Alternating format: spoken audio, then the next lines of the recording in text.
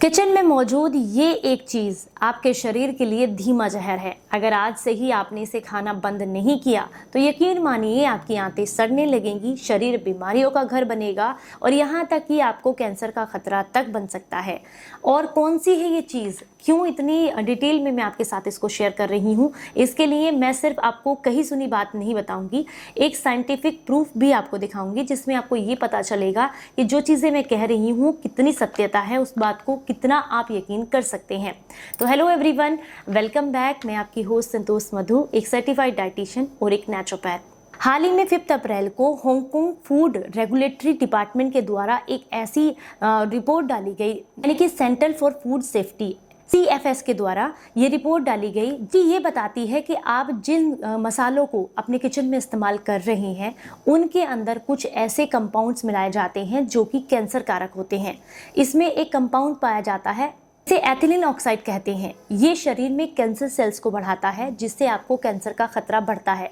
इसके अलावा आर्टिफिशियल इनमें कलर्स मिलाए जाते हैं, आर्टिफिशियल फ्लेवर्स होते हैं जो कि आपके शरीर के लिए, आपकी आंतों के लिए बिल्कुल भी अच्छे नहीं हैं। और ये कोई कही सुनी बात नहीं है, आप गूगल पे या किसी भी ऑनलाइन प्लेटफॉर्म पर जा करके इसको सर्च करके रिपोर्ट्स को देख सकते हैं। इसमें पूरी तरीके से, यानी कि कुछ देशों में तो इसको मसालों को बैन तक कर दिया गया है। लेकिन इसकी नौबत क्यों आती है, ये हम सबको सोचने की ज़रूरत है। हालांकि ये मान सकते हैं कि बाहरी लोग जो हैं, जो कि नहीं जानते हैं मसालों के बारे में, उन्हें इतनी नॉलेज नहीं है, अगर वो पिसा पिसाया मार्केट से ले रहे हैं तो बात समझ में आती है। पर हमारी तो जो परंपरा है, हमारा जो आयुर्वेद है, इसमें तो जितने भी मसाले हैं वो मसाले ना होकर के आयुर्वेद में उन्हें औषधियाँ बताया गया है। उनके बारे में डिटेल में एक एक इंग्रेडिएंट के ऊपर आपको पूरी बुक मिल जाएगी जो कि ये बताती है कि ये एक इंग्रेडिएंट किन किन आपको समस्याओं के लिए इस्तेमाल कर सकते हैं। जैसे कि मैं बात करूं जीरे के बारे में, अजवाइन के बारे में, धनिए के बारे में, सौंफ के बारे में, काली मिर्च के बारे में, जितने भी इंग्रेडिएंट हमारे किचन के अंदर हैं वो सब अपने आप में एक बहुत बड़ा आयुर्वेद है। एक एक इंग्रेडिएंट को लेकर के एक एक पुस्तक लिखी गई है आयुर्वेद में, और ये तक बताया गया है कि उनका इस्तेमाल करके आप किस तरीके से अपने आप को हेल्दी रख सकते हैं। तो फिर क्यों ज़रूरत पड़ती है आपको मार्केट से मसाले खरीदने की? मैं तो सीधी सी एक बात कहूँगी कि आप जितने भी मसाले घर में इस्तेमाल करते हैं उन्हें बहुत आसानी से घर में पीस कर तैयार कर सकते हैं। इनमें से कुछ लोग कहेंगे, कमेंट बॉक्स में आकर के कहेंगे कि क्या आप नहीं खरीदते पैकेट वाले? बहुत सारे लोग सवाल करते हैं। बिल्कुल नहीं खरीदती हूँ। जितने भी साबुत मसाले आते हैं उन्हें मैं घर लेकर के आती हूँ, पीस कर घर पर तैयार करती हूँ।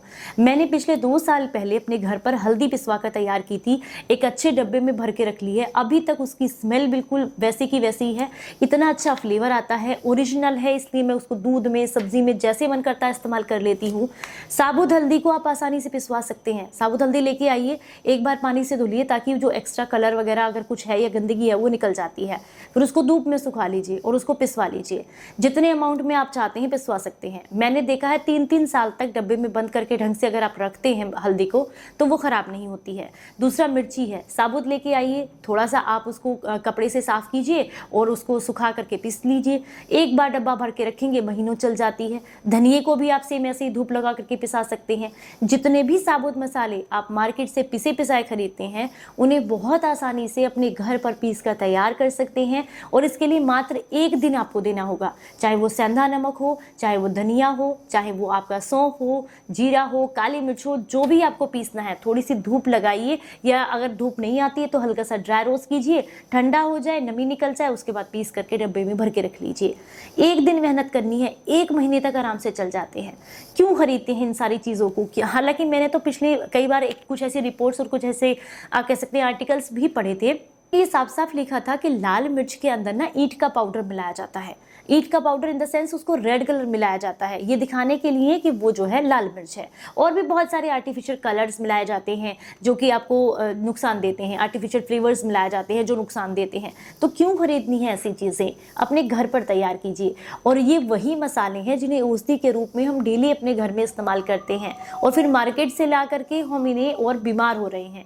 ये औषधियों की तरह काम नहीं करेंगे, अब हमारे लिए ये एक बीमारी का काम करेंगे, क्योंकि इनके अंदर कलर्स, फ्लेवर्स और बहुत सारी ऐसी चीज़ें मिलाती जाती हैं।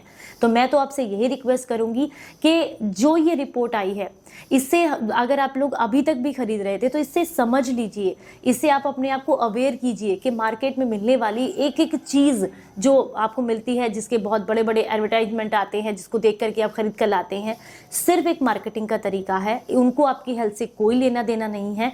आपको अपनी हेल्थ से अगर कोई लेना देना है तो खुद से सारी चीज़ों को तैयार कीजिए, आत्मनिर्भर बनिए, प्रकृति से जुड़िए, स्थानों से जुड़िए और अपने घर में शुद्ध चीज़ें लेकर के आइए और उनका इस्तेमाल कीजिए। यकीन मानिए बहुत % तक आपकी बीमारियां यूं ही खत्म हो जाएंगी, आपको किसी दवाई की ज़रूरत नहीं पड़ेगी। आज की ये जानकारी, ये अवेयरनेस अच्छी लगी हो तो ज़्यादा से ज़्यादा लोगों तक शेयर कीजिएगा ताकि सभी को इसके बारे में पता चले। चलिए फिर मिलूंगी किसी नई जानकारी के साथ, तब तक अपना बेहद ख्याल रखें और हंसते मुस्कुराते रहें। Stay healthy, stay happy, bye bye.